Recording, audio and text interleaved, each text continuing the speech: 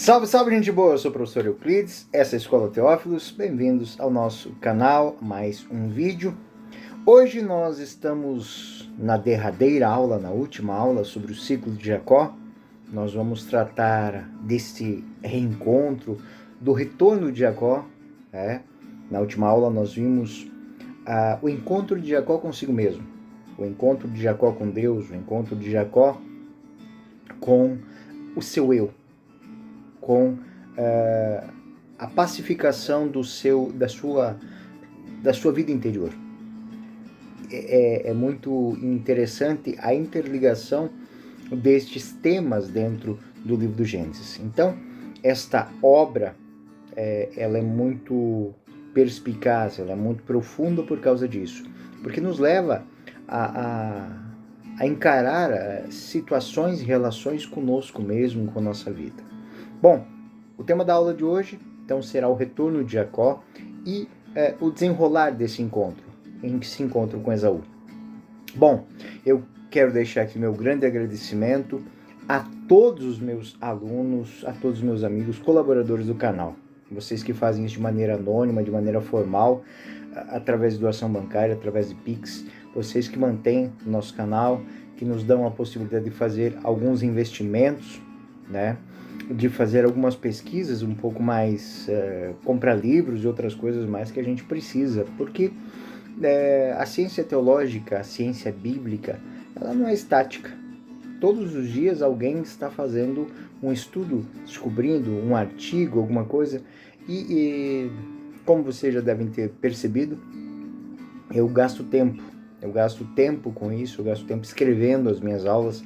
Então nada do que eu falo aqui são só palavras. Vocês podem ir lá, vocês vão ter um texto, esse texto tem fundamentação bíblica, esse texto tem notas, tem bibliografia. Então são pequenos estudos que eu vou fazendo de grandes aulas de professores que eu tive, entre eles Dom Estevão Bittencourt e tantos outros professores que me abriram a mente para essa vivência da Bíblia. E eu vou dizer uma coisa para vocês, eu sou formado em teologia, e eu sempre descubro coisas novas, refletindo temas, lendo outros autores, fazendo algo que é muito bonito para um aluno um estudante, um amante, um teófilo. É você pegar a Sagrada Escritura e começar a traçar linhas dentro dela, traçar paralelos entre uma coisa que foi dita aqui e uma coisa que foi dita aqui. Eu tento mostrar isso para os senhores e para as senhoras, e vocês, todos meus amigos, devem ter percebido que eu faço isso com muito gosto, com muita alegria. Então, desejo que esta última aula do ciclo de Jacó, dentro do livro do Gênesis, nós estamos à altura do capítulo 32, capítulo 33, nós vamos estudar esse encontro. Esse encontro é o encontro de uma família que foi fragmentada e que mais adiante nós vamos entender como é que o autor bíblico, como é que a história bíblica trabalha esse tema, o tema do reencontro, o tema da aproximação, o tema da cura dos afastamentos, a cura das diferenças, a cura do ciúme, da angústia, do medo, da distância, então da ganância.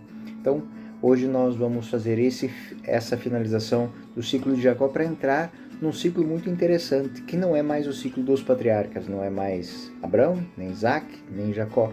Nós vamos entrar no ciclo do povo de Israel, das 12 tribos de Israel. É a história de uma família. Então, como nós falamos de história de pessoas que, se os senhores traçarem um paralelo, vão perceber que cada uma delas tem algo em relação à fé, em relação a Deus, em relação a si próprio, em relação aos seus aqueles que o circundam, uma relação que ela é muito importante do ponto de vista do reencontro consigo, reencontro com as suas realidades. E isso eu acredito que os senhores já estão percebendo. Cada homem, cada patriarca, é um tipos bíblico, um tipo bíblico. Ou seja, uma personagem que muito mais do que uma história tem uma leitura teológica. Essa leitura teológica levada a outros extremos está dizendo algo que o homem pode ser, algo que o homem almeja ser, algo que o homem tem como possibilidade. E aí eu não levo, não faço um juízo moral entre isso. Né? Nós vimos os erros de Abraão, nós vimos os erros de Isaac, nós vimos os erros de Jacó, né? Então, e nós vimos as suas grandes virtudes também. Isso serve para a nossa vida, para a nossa história. Talvez uma das grandes dificuldades de Jacó era viver a sua realidade nua e crua. Quem ele era, o que ele fez. Então, foi um homem que teve que se reconstruir. De um malandro amado pela mãe, né, protegido pela mãe, a um homem que aprendeu a usar este dom da sagacidade para moldar a sua vida, moldar a sua história, construir a sua família, tendo que enfrentar, podemos dizer assim, a malemolência também de um sogro, de um tio, de um parente. Isso não está longe, ou seja, é algo dentro da própria família, a pessoa que queria tirar sempre proveito dele. Então a pessoa, o autor israelita, o autor hebreu que escreveu isso, ele tende a dizer que esses são os tipos de pessoas que nós vamos encontrar. Essas são as realidades que um homem vai ter que passar pela vida. Então, isso é o que tem que ser enfrentado. Final da história de Jacó, ele é um homem que se encontra com o seu passado. Quero passar a limpo todas as suas dificuldades. É um homem que reconstruiu, é um novo homem. Prova disso que não é mais chamado de Jacó, é chamado de Israel. Israel. Então, isso é algo muito interessante para a nossa vida no nosso cotidiano. Muitas pessoas leem a Sagrada Escritura procurando coisas escondidas e que não estão lá. E não veem as coisas que são ditas e estão lá. De quem está falando, por que se está falando, como se está falando. Aquela pessoa, ela não tem um pouco de mim, ou melhor dizendo, eu não tenho um pouco de Abraão, eu não tenho um pouco de Isaac, eu não tenho um pouco de Jacó, eu não tenho um pouco de Rebeca, de Esaú, de Jacó, de Labão, de Sara. Eu não tenho algo destas pessoas. Elas não me ensinam como construir ou reconstruir algo que não vai bem em mim, e que como não ajudou nessas personagens, também não vai ajudar na minha vida. Então esta é a grande lógica da leitura do livro do Gênesis, o livro das origens. Não são só origens de um povo, não são só origens de pessoas, mas origem da humanidade. Como é que a humanidade cresce. O episódio com o qual terminamos o estudo do capítulo 22 abre um tema de reconciliação. Jacó viu o rosto de Deus. Chamou aquele lugar de Penuel, ou Fanuel, que significa precisamente o rosto de Deus. Deste modo, Jacó se tornou capaz de reconhecer o rosto do irmão. O rosto do irmão. Algo muito interessante. Reconhecer Deus é ter a capacidade de reconhecer o outro. Eu estava na catequese, uma catequista disse uma coisa numa novena de Natal para nós. O menino Jesus, ele nasce no meio de um povo que não esperava nada dele. Ele nasce no meio de uma nação que não esperava nada dele, porque não conhecia o rosto dele. Como não espera nada de nenhuma criança que nasce, não espera nada de nenhum transeunte que passa, mas todos eles, a sua medida e a sua proporção, têm capacidades, têm possibilidades. E quando eu reconheço a face de Deus, eu também consigo reconhecer Deus no outro, porque fomos criados à imagem e semelhança de Deus. Essa é uma lógica muito interessante que o livro do Gênesis nos mostra. Reconhecer a face de Deus. Todos os patriarcas, Abraão, Isaac e Jacó, reconheceram a face de Deus, viram o encontro com Deus. E somente depois desse encontro com Deus, de poder reconhecer-se e reconhecer o irmão, somente depois dessa luta, Uma luta que o texto diz que é uma luta até mesmo corporal. É algo que choca a pessoa de Jacó. Somente depois de tudo isso que ele está pronto para encontrar o irmão. Porque o irmão, de fato, também é um encontro consigo. E do encontro com Deus, em que Jacó é derrotado, isto é, ele recebe uma bênção e se torna outra pessoa, se torna Israel, nasce a possibilidade da reconciliação com esse irmão. Os dois simplesmente se reconciliam. O texto parece até normal demais. Parece normal que eles se abracem e que tudo se resuma nisso, como nada tivesse acontecido. Mas a gente tem que entender que houve um embate. Jacó lutou ali. Deixando-se vencer por Deus, ele tornou-se vencedor. Escutem, deixando-se vencer por Deus, ele se tornou vencedor. Porque Deus apresentou para Jacó quem de fato ele era. Ele não era alguém que tinha que ter a bênção de outro, porque ele podia lutar pela sua própria bênção. Olha que coisa fabulosa. Essa coisa joga por terra todo o ciúme, toda a inveja, toda a ganância. Porque eu não tenho que ficar focando no outro. Quando eu descubro aquilo que é meu, eu não quero mais ter parte naquilo que é do outro. Não quero ter posse sobre aquilo que é do outro. Por quê? Porque é do outro. Um dos grandes temas que nós vamos ver nos próximos capítulos, do capítulo 34 em diante, nós vamos nos encontrar exatamente com isso. Capítulo 34, 35 e 36 vai mostrar isso. Ou seja, o grande problema da humanidade é um embate de irmãos. O Pai é um só que ama a todos, mas cada um quer ser amado de forma exclusiva. A exclusividade da humanidade se dá porque a humanidade é formada por membros, por pessoas, mas cada um à sua maneira representa o que o homem é, a imagem e semelhança de Deus, que não podendo estar contido numa única pessoa, disseminou toda a riqueza desta criação humana em todas as pessoas, em todos os homens da Terra. Nós somos únicos e irrepetíveis. E essa é a grande lógica. Muitas teorias de que o homem vai e vem. Balela.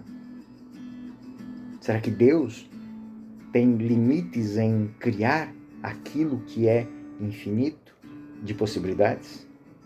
Cada homem tem uma face, cada homem tem um jeito, tem um tom, cada homem tem uma estrutura. Nós herdamos traços, sim, mas esses traços já são misturados. Somos todos uma só humanidade. E essa humanidade toda é amada por Deus, porque ela foi criada à imagem e semelhança do seu Criador. Então vamos falar do texto.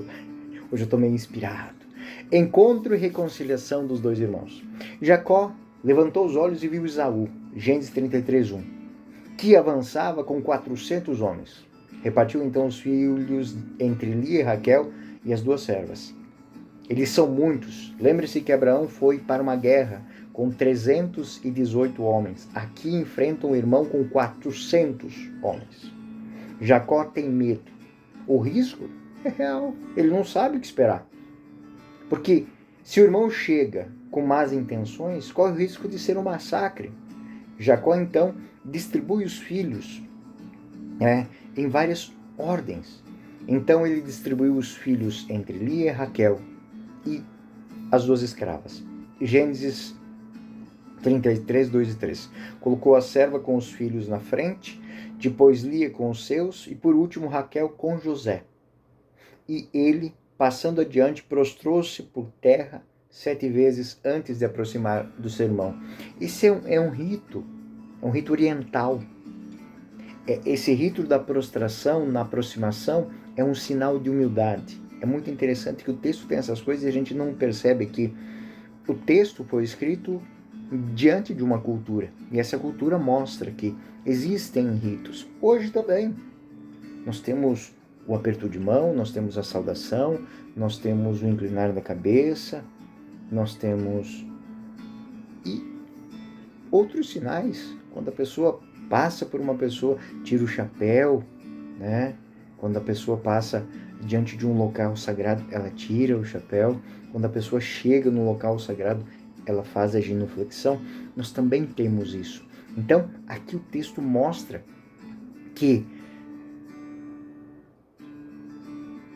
Jacó, Israel, ele, dentro da sua cultura, ele usou a menor maneira para mostrar que estava humildemente retornando para sua casa. Gênesis 33, 4. Esaú correu-lhe ao encontro e beijou. E atirou-lhe o pescoço e beijou. E puseram-se a chorar. É uma cena linda. É uma cena de encontro. Então, tudo aquilo que o irmão pensava, tudo aquilo que Israel pensava que ia acontecer, não ocorre. Por quê? Porque se existiu o desejo dele de voltar para casa, também existia, depois, não era o mesmo Jacó que voltou para casa, mas Jacó se esqueceu que também Esaú teve a sua história. Ele pôde ponderar o que é perder um irmão, o que é afastar-se de um irmão. E todos os verbos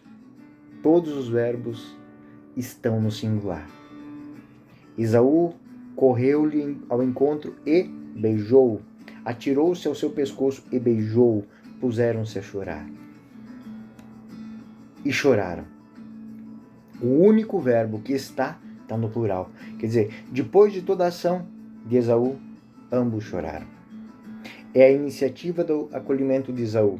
E são precisamente os gestos que Jesus retomará contando a parábola do Pai de Misericórdia.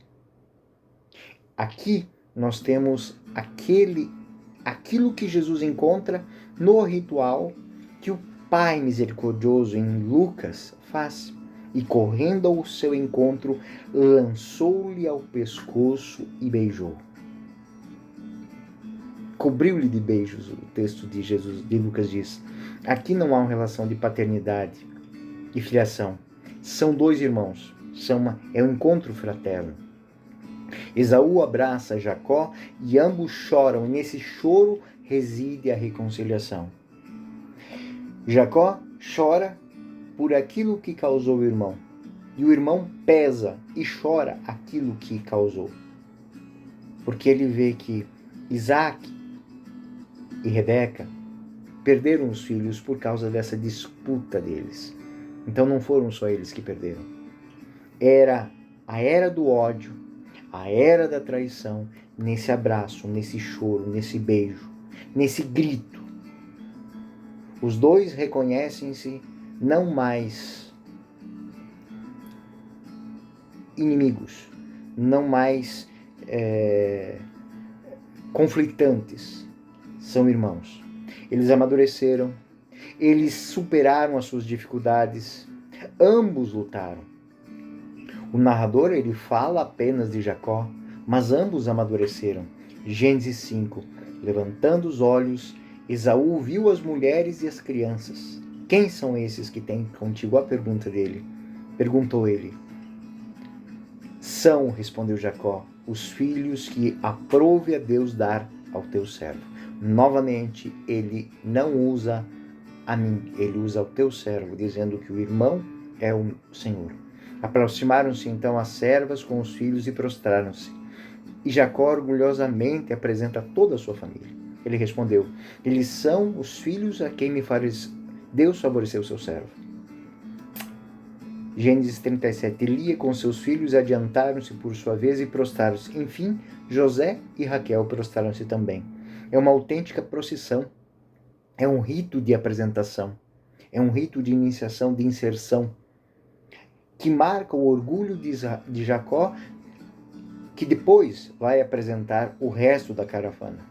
E Jacó, o texto vai dizer que apresenta todos os animais e entrega como presente ao irmão. Esaú disse, que significa todo esse acampamento que encontrei? E disse Jacó, para ganhar o favor do meu senhor. Esaú disse, possuo muitos bens, meu irmão. Guarda o que te pertence. Olha, ele não quis nada do outro. E lembremos, Jacó quis tirar tudo que era de Esaú.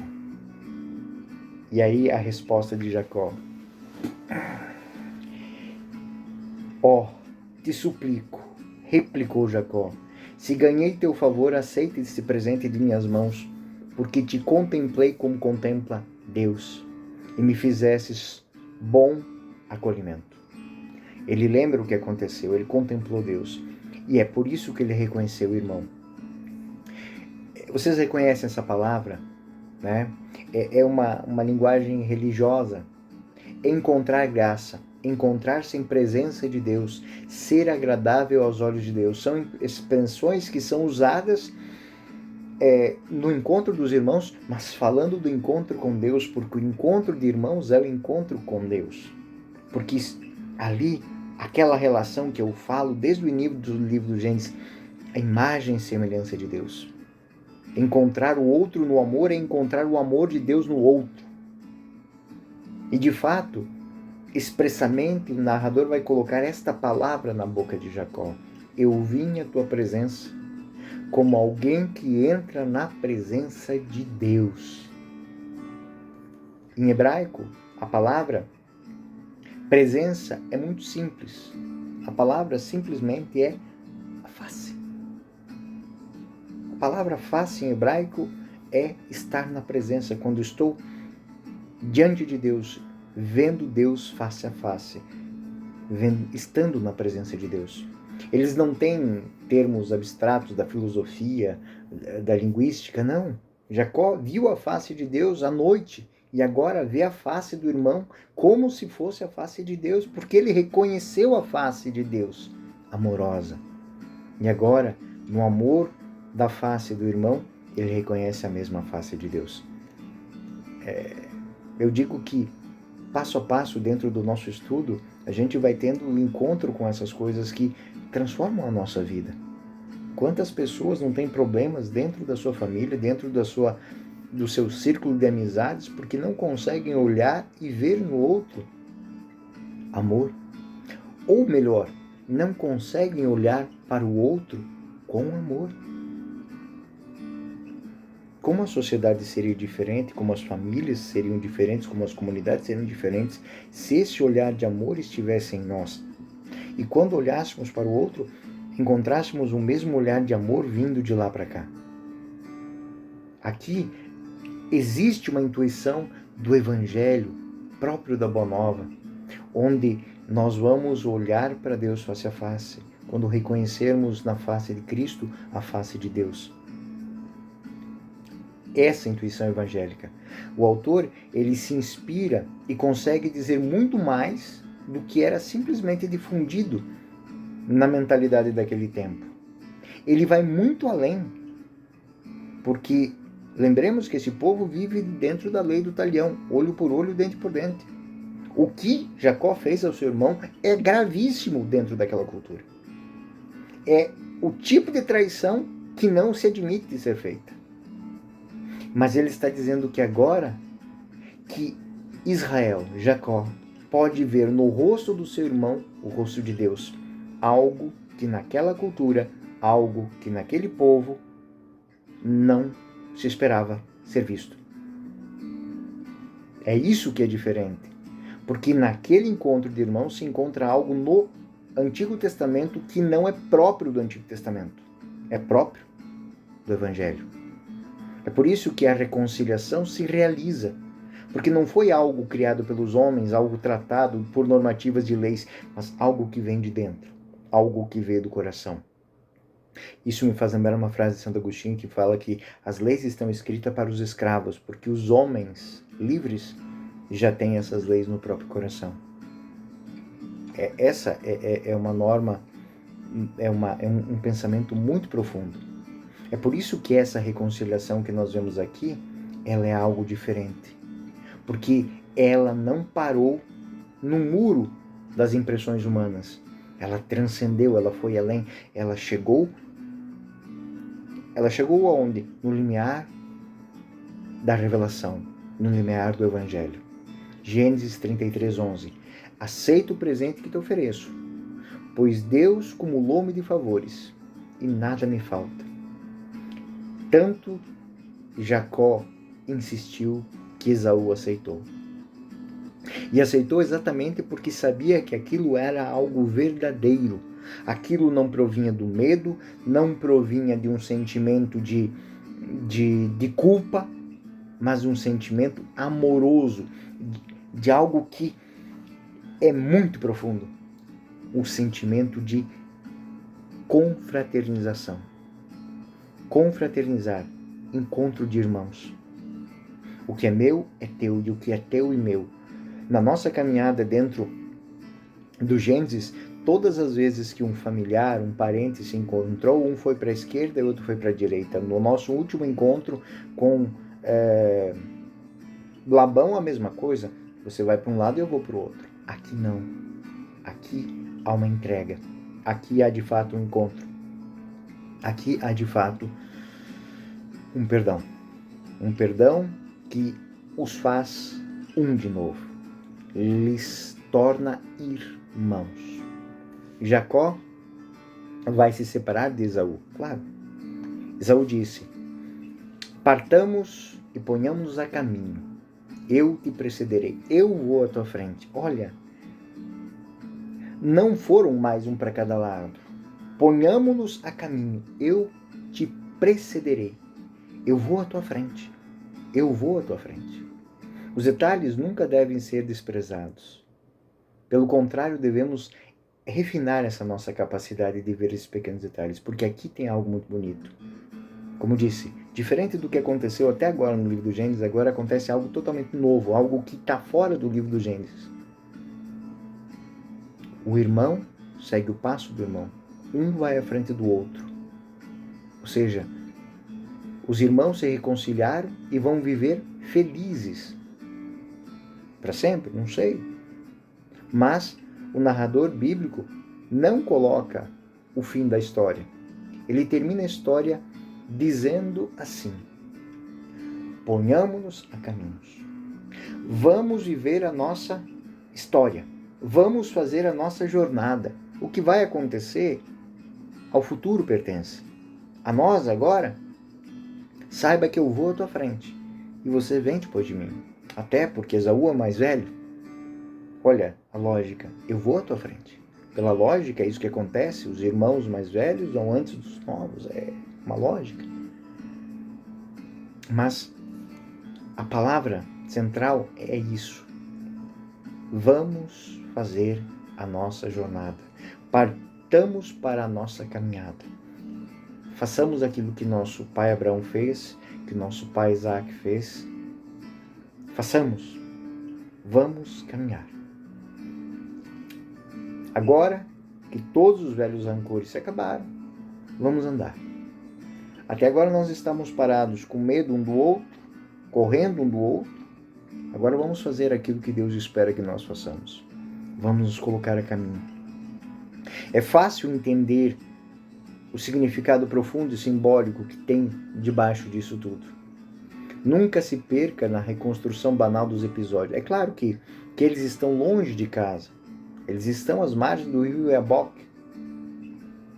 Mas o que Esaú está dizendo, olha, vem, a terra é nossa. Vamos para os nossos territórios. Eles estão numa região muito mais ao sul. Né? Então, o significado teológico disso é que Jacó, ele quer fazer a sua caminhada. Mas a gente tem que entender uma coisa. Jacó, também, por sua vez, ele tem os pés atrás. Ele viveu no meio de toda uma história, tem toda a sua marca. E ele tem, de certa maneira, um pé atrás ainda com Esaú. Né? E ele prefere que Esaú comece a ir. E é por isso que é muito interessante o que Esaú diz. Né? Eu vou à tua frente. Né? Você sabe que eu tenho muitas mulheres, filhos, e eles vão mais devagar, eu tenho que acompanhá-los. Vocês, com seus homens, vão em silêncio, e nós vamos seguindo. Esaú então propõe deixar alguns soldados para guardar, mas ele diz, não, olha, é melhor que você traga todos eles com você, seus soldados. Né? E as palavras do texto são muito interessantes. No 13 ao 17 do capítulo 33, Jacó disse, tu vês, meu senhor, que os meninos são delicados. Eu tenho que cuidar das ovelhas, das vacas que amamentam. Se eu os fizer caminhar ainda só um dia, morrerá todo o rebanho. Que meu senhor vá, pois adiante. Eu seguirei devagar, ao passo do rebanho, que vai adiante de mim, ao passo dos meninos, até que chegue à casa do meu senhor em Seir. Permita ao menos, disse Esaú, deixar uma parte de meus homens. Não é necessário. Basta-me ter achado a graça aos olhos do Senhor. No mesmo dia, Esaú retornou o caminho de Saul. Jacó partiu para Sucote, onde, tendo edificado uma casa, construiu também cabanas para o seu rebanho. Daí o nome de Sucote é dado a esse lugar, ou seja, o lugar das cabanas, né? Porque Sucote, a palavra hebraica Sucote, é terra das cabanas.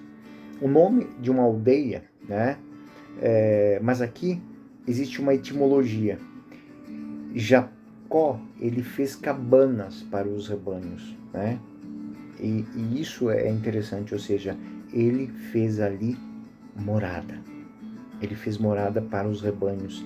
É algo interessante porque diz assim, ele quer ficar naquela terra. A chegada a Siquém. Então ele chegou à área de Siquém. Jacó comprou uma parte da terra onde havia armado as suas tendas. Esse gesto se assemelha ao de Abraão, que comprou o túmulo da sua esposa.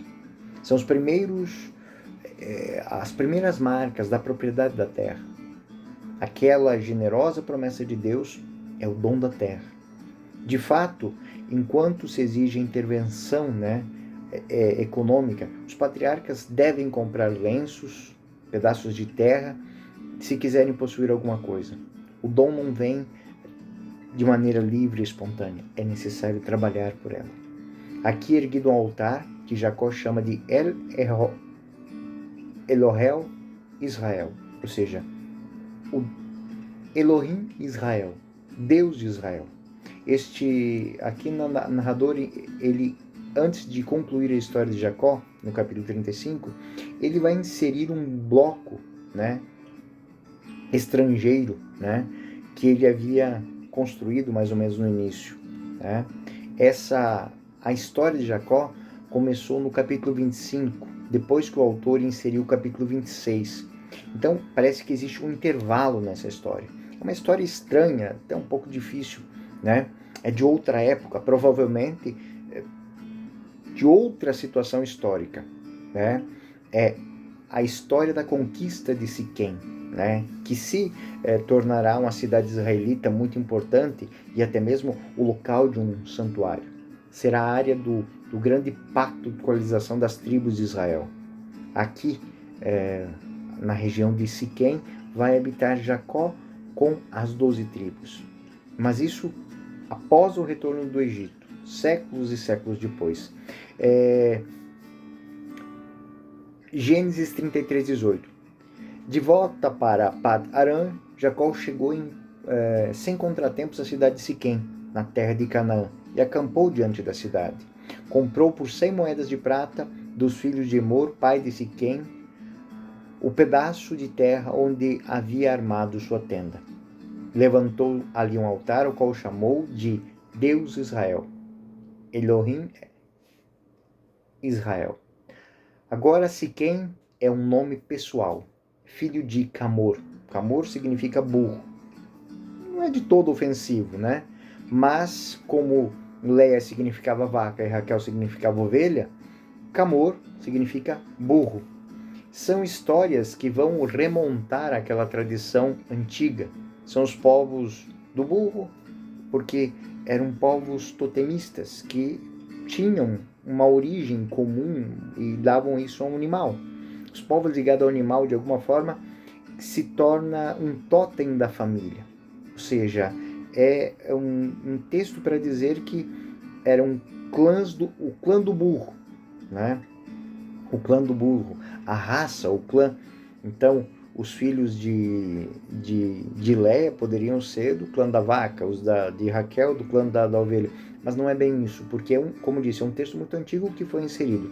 Mas é a maneira de contar uma guerra, detalhes, que não são absolutamente plausíveis do ponto de vista histórico, Encontramos uma história, como disse, arcaica para explicar a conquista de uma cidade. Porque a cidade cananeia, por que essa cidade cananeia, Siquém, se tornou uma cidade israelita? E aí vem a história. A violência feita a Dina. O protagonista dessa cena é Dina, a última filha de Leia. Leia, que é a dicção hebraica de Leá, que mais que vaca, é uma vaca selvagem, uma vaca, aquilo que o povo do Pantanal chama aí, é um boizinho mauá, né? Um boi solto, um boi selvagem. Lia é a única filha de Jacó. Enquanto Jacó está acampado perto daquela cidade de Siquém, o filho do rei Camor, do rei burro, viu essa garota e apaixonou-se por ela. Sequestrou e juntou-se a ela e fez violência contra ela. Então ele a pediu em casamento. Né? Jacó soube que Siquém havia desonrado a sua filha. Siquém é agora o homem, não é a cidade, é o homem. Mas não pôde reagir. Gênesis 34, 1, 5. Dina, filha de Léa, tinha dado a Jacó, saiu para ver as filhas da região. Tendo-a visto, Siquém, filho de Camor, o Eveu, príncipe daquela terra, raptou e dormiu com ela, violentando-a. Seu coração repreendeu-se e prendeu-se a Dina, filha de Jacó. Ele amou a jovem e soube falar-lhe ao coração. E disse então ao pai, Camor, dá-me esta jovem por mulher. Ora, Jacó soube do ultraje que lhe tinha feito a filha, mas com os seus filhos estivessem no campo com o rebanho, não disse nada até que voltassem. Quando os filhos voltaram, pelo período pastoreio, souberam da desventura da irmã. Reagiram com dureza e ferocidade, mas com astúcia. Camor pediu a Jacó a mão da filha para seu filho. Siquém insistiu nesse pedido. E aí houve um acordo de casamento com os siquemitas. Então, Camor, ou Emor, pai de Siquém, veio a Jacó falar-lhe. Emor, pai de Siquém, veio ter com Jacó para lhe falar. Quando os filhos de Jacó voltaram do campo, souberam o que tinha passado e indignaram-se muito, porque Siquém se tornara culpado de uma grande infâmia contra Israel, dormindo com a filha de Jacó, essa coisa que não devia fazer. Emor disse então, meu filho Siquém está enamorado de vossa filha, dá-me por mulher, eu vos peço. Aliai-vos conosco, dai vossas filhas e desposai as nossas. Habitai no meio de nós, pois a terra estará à vossa disposição, poderei estabelecer-se e negociar com ela. Então, os filhos de Jacó responderam a Siquém e ao pai Emor, ou Camor, e falaram enganosamente. Seja qual for o preço de compra e os presentes que exigires, o que me fixardes, isto eu darei, contanto que me deis a jovem por mulher. E os filhos de Jacó deram a Siquém e a Emor uma proposta dolosa, mentirosa. Porque Siquém havia ultrajado sua irmã Dina, lhe disseram. O que eles disseram? Eles concederam a mão desde que o rei, os filhos, os homens fossem circuncidados. Dar a nossa irmã a um incircunciso, disseram eles, é coisa que não podemos fazer, porque isso seria desonroso para conosco. Só concordaremos com o vosso desejo, com a condição de que todos os vossos varões sejam circuncidados. Então vos daremos nossas filhas e disporemos as vossas, habitaremos convosco e formaremos todos um só povo. Mas se não quiserdes ouvir e não vos deixarem circuncidar, tomaremos nossa filha e nos retiraremos. O seu oferecimento agradou ao Emor e ao filho. Eles temiam que teriam que pagar muito mais pelo dote e aceitaram em nome de si o mesmo para todo o povo. Ou seja, aqui acontece algo que é muito interessante. Eles fizeram uma coisa errada, foram resolver esse problema. Porém, o que eles fizeram, o ultraje, não foi perdoado pelos filhos de Jacó. O pai até conseguiu passar por cima disso, mas os filhos não. Os irmãos não passaram por cima disso. E aqui tem algo que já é prenúncio da história das 12 tribos.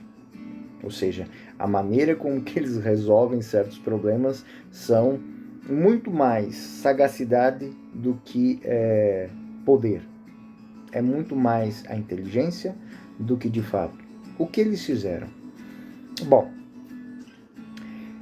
eles usaram a ganância dos siquenitas, eles usaram a ganância, porque não eram homens honrados, porque eles não teriam feito o que fizeram se fossem homens honrados. Mas também não eram homens bobos. Então, eles usaram isso. Ou seja, se os siquenitas quisessem, em vez de dar vacas, ovelhas, terra, não. Circuncidem-se.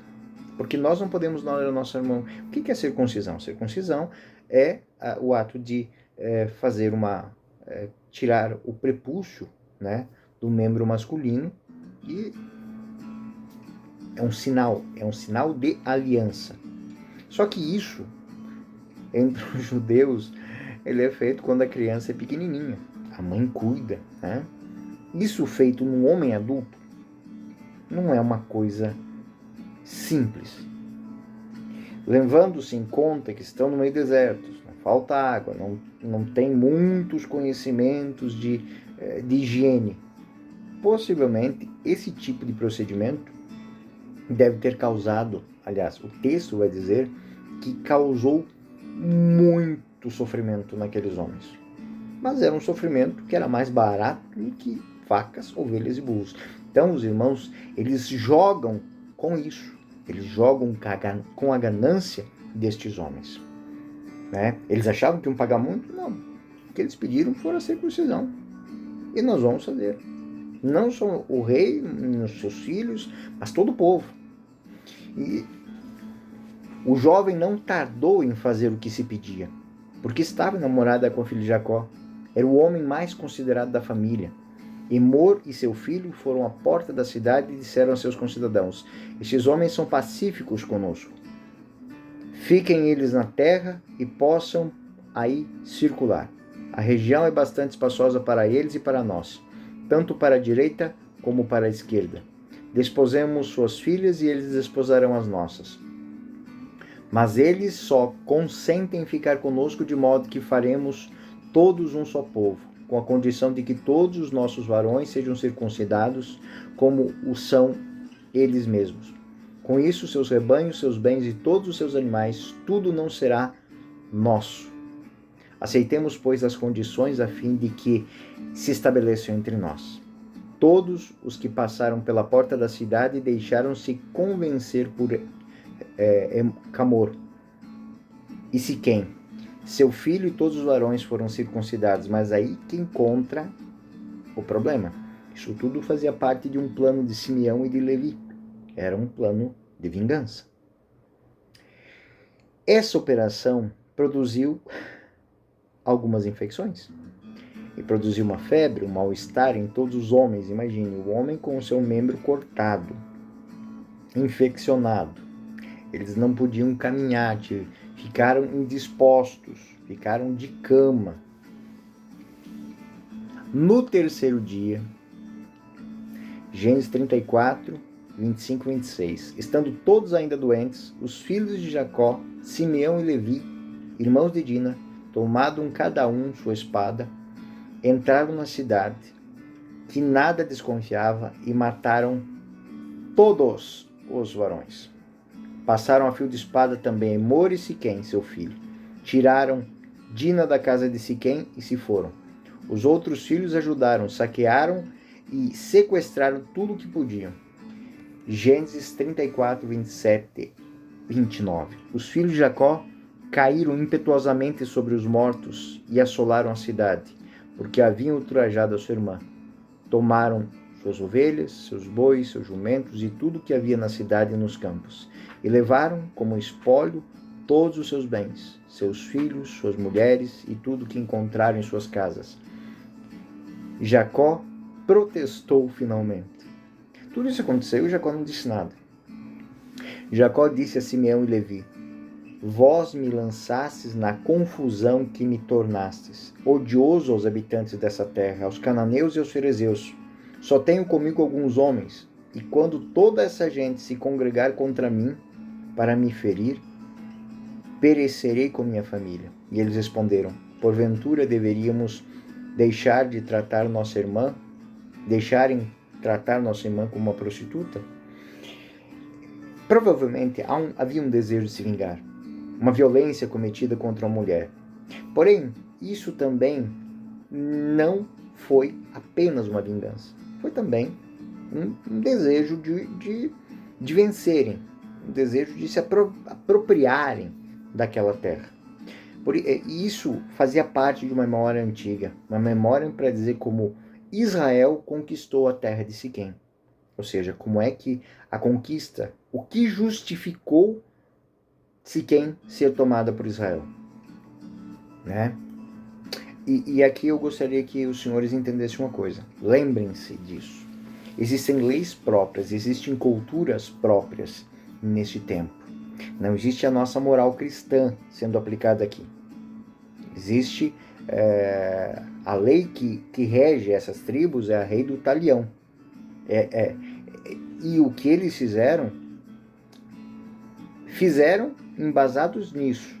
Usaram de uma artimanha, mas estavam fazendo aquilo que a lei permitia que eles fizessem. Foi um ultraje à família, foi um ultraje a um povo. Então, todos aqueles que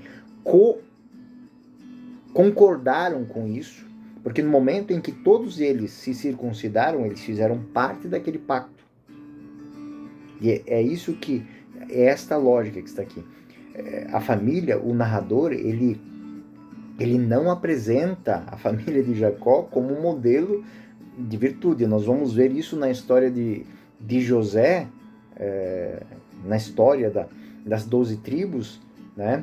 Que isso fica muito claro. Ou seja, a família de Jacó não é apresentada como um modelo de virtude. É uma situação humana cheia de limitações e de defeitos. Aqui, o velho Jacó, ele começa a sofrer, né? Por quê? Porque os seus filhos não o ouvem. Ele não tem a mesma mentalidade do pai que já sofreu, já amadureceu, não. São meninos, são jovens. E jovens com todo o desejo de crescer e de prosperar. E muitas vezes os meios que eles estão usando não combinam com os meios que o pai já aprendeu a não usar. Ou seja, por onde os filhos de Jacó estão passando agora, Jacó já passou um dia. Ele descobriu que não levava a lugar nenhum. Mas os filhos vão passar por este caminho. Ele mudou, mas os filhos ainda precisam mudar. E aqui há algo muito interessante, porque o autor bíblico ele está dizendo exatamente isso. O pai já amadureceu. O pai já se reconciliou com Deus. Mas agora é a vez de fazer o caminho dos filhos, o caminho da família. Então, essa lógica é muito interessante a gente perceber, porque senão a gente olha para o texto, mas que caramba, Deus permite essas coisas? Não, não é Deus, são tomadas as decisões dos homens. E o autor bíblico ele é muito sincero, porque ele coloca isso. Isso acontece hoje.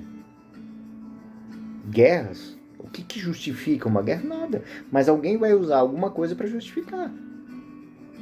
As guerras que nós vimos, que estamos vendo atualmente, são justificadas por quê? Cada lado tem a sua justificativa.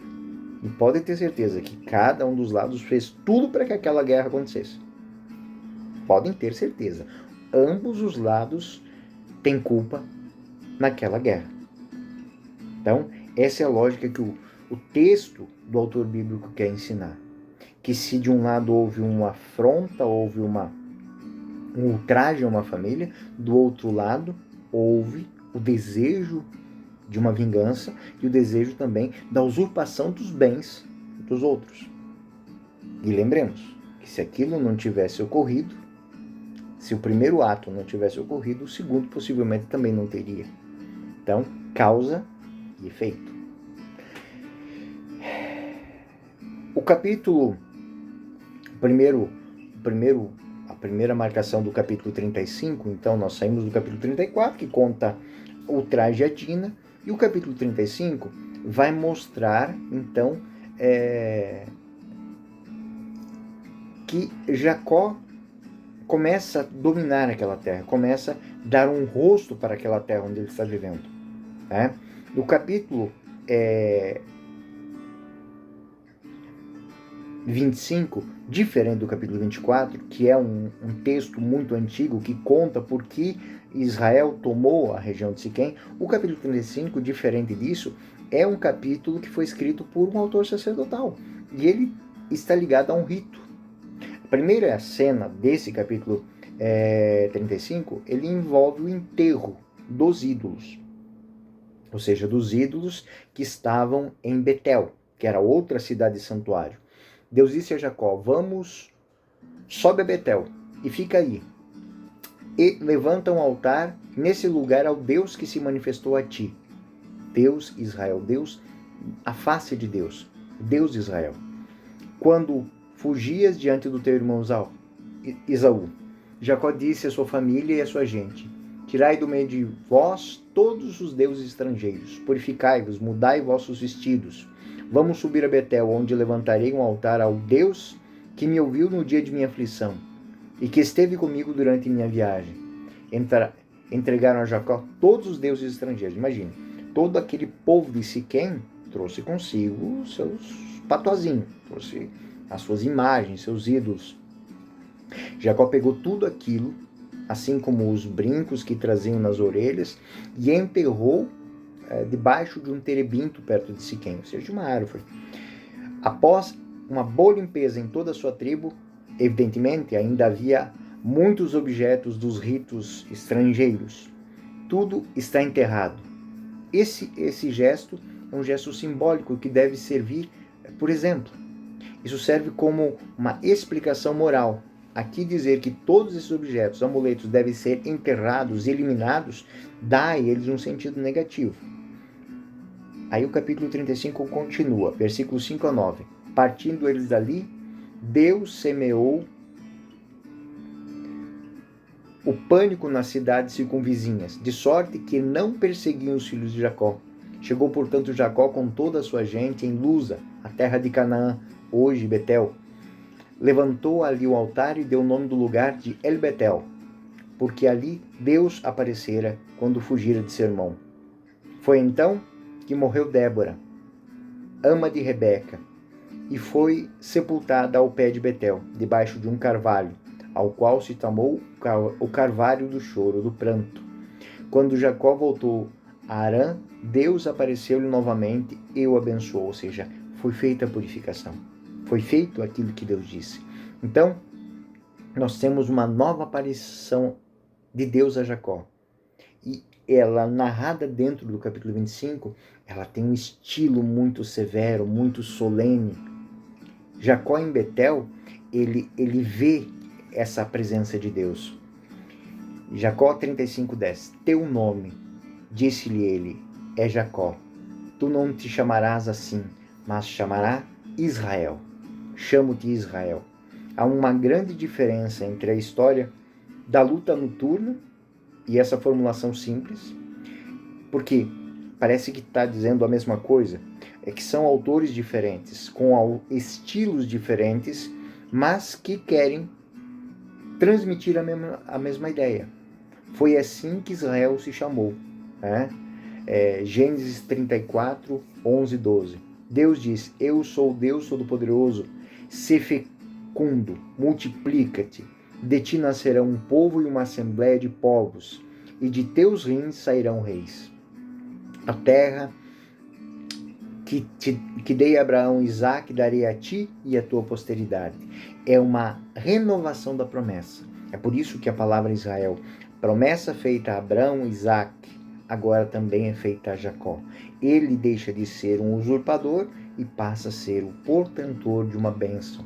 A bênção foi feita a Abraão, foi repetida a Isaque, e agora o autor mostra que se repete precisamente, explicitamente a Jacó. Aquilo que eu disse antes, ele não precisa de nada de ninguém. A bênção também é algo para ele. Nascimento de Benjamim e morte de Raquel. Gênesis 35, 13, 16. Depois Deus retirou-se de junto dele. No mesmo lugar onde Deus lhe falou, Jacó erigiu uma coluna, uma estela, sobre a qual fez uma libação e derramou óleo. E deu o nome de Betel, o lugar onde Deus lhe tinha falado. E partiram de Betel. Quando estavam a pouca distância de Éfrata, Raquel deu à luz e seu parto foi penoso. Durante esse último trecho dessa caminhada que estão fazendo, antes de chegar na região que eles chamam de Mambré, na região de Hebron, Raquel deu à luz. É o segundo filho. Primeiro, José. O segundo, Benjamim. Mas ela tem um parto difícil. Esse parto difícil aqui. Durante as dores do parto, a parteira disse: não temas, porque ainda terás este filho. E estando prestes a render a alma, porque estava já agonizante, ela chamou o filho de Benoni, ou Benjamim. E seu pai, porém, chamou ele de Benjamim. Raquel expirou, o texto diz, e foi sepultado no caminho de Éfrata, hoje cidade de Belém. Por isso que se fala que Raquel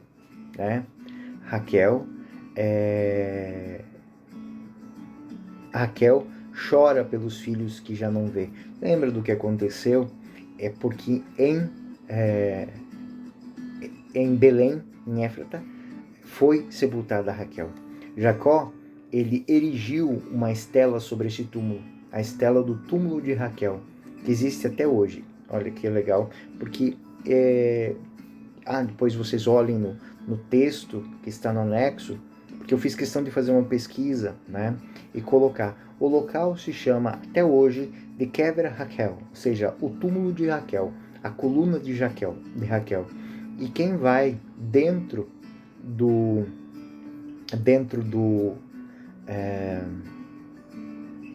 pequeno santuário, do pequeno templo, existe de fato uma coluna ornada, não é muito alta, mais ou menos uns 3 metros de altura, ornada, ela é toda branca, com ornamentos dourados, mas existe até hoje. O autor fala do seu tempo e ainda hoje, na estrada entre Jerusalém e Belém, um pequeno santuário com esta marca no túmulo, esse túmulo de Kever Raquel. Bom, isso aqui foi um anexo. A imagem final do ciclo de Jacó é a morte da esposa amada dele.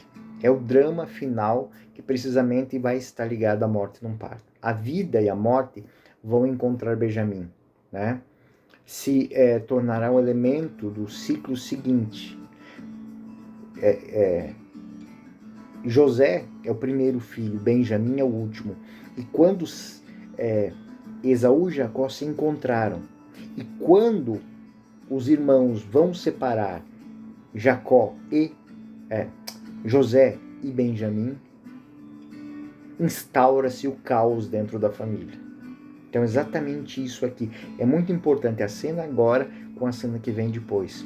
Porque tanto Jacó quanto Benjamim custaram a Jacó a sua paz, a sua vida e também a vida e a harmonia da família. Então, essa dualidade será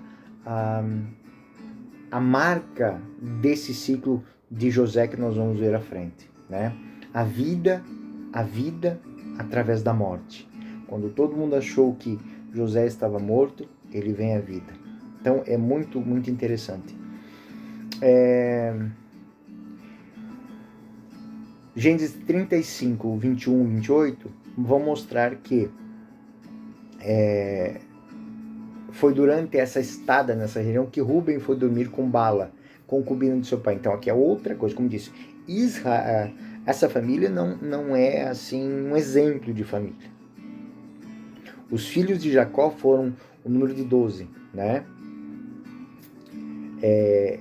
filhos de Lia, Rúben, primogênito de Jacó, Simeão, Levi, Judá, Isacar, Zabulon, filhos de Raquel, José e Benjamim, filhos de Bala, escrava, Dan e Neftali, filhos de Zelfa, escrava de Lia, Gad e Aser. Tais são os filhos nascidos de Jacó em Padarã. Esta é também uma imagem teológica muito forte. Ou seja, Jesus usará na última ceia, quando falar de sua paixão, a mulher dá luz com esta dor, mas quando a criança nasce, esquece a dor. Assim, veremos novamente a imagem da morte e da ressurreição de Cristo dentro dessa cena. E os últimos versículos, interessante que eles vão falar da morte de Isaac. O ciclo de Jacó termina com fragmentos narrativos do capítulo 35. Aqui, na verdade, é uma longa genealogia que vai falar dos descendentes de Esaú. Então, o capítulo 36, ele não tem nada, digamos assim, de que a gente possa, olha, aqui vamos tomar alguma coisa. Não, é simplesmente a genealogia de Esaú, para dizer o quê? Que futuramente estava no texto bíblico todos aqueles que foram descendentes da família de Jacó e todos aqueles que foram descendentes da família de Esaú. Então, aqueles que vão participar das 12 tribos de Israel e aqueles que não vão participar das 12 tribos de Israel. Então, o capítulo 36, na verdade, ele é um capítulo que possivelmente ele vai ser uma lista que não diz muita coisa, uma lista seca, né? Apenas os descendentes de Israel. E possivelmente isso aqui para dar o quê? Como forma de uma documentação em relação à posse de territórios ou algo do gênero. Mas é apenas um átrio, podemos dizer até pomposo, para chegar ao capítulo 37, onde a nossa história começa, a nova história começa. Versículo 1 do capítulo 37. Jacó habitou a região onde seu pai havia morado, na terra de Canaã. Também ele continua a ser um estrangeiro, portador da promessa, da sua promessa agora, não da promessa do irmão. Ele é dono da sua promessa, mas ainda é um estrangeiro, não é proprietário, é hóspede e é peregrino. Então, essas palavras, esses conceitos, nós vamos ver mais à frente, na outra aula, em uma outra história. Eu sou o professor Euclides, essa é a Escola Teófilos. Até o próximo vídeo, fiquem com Deus e um bom fim de ano.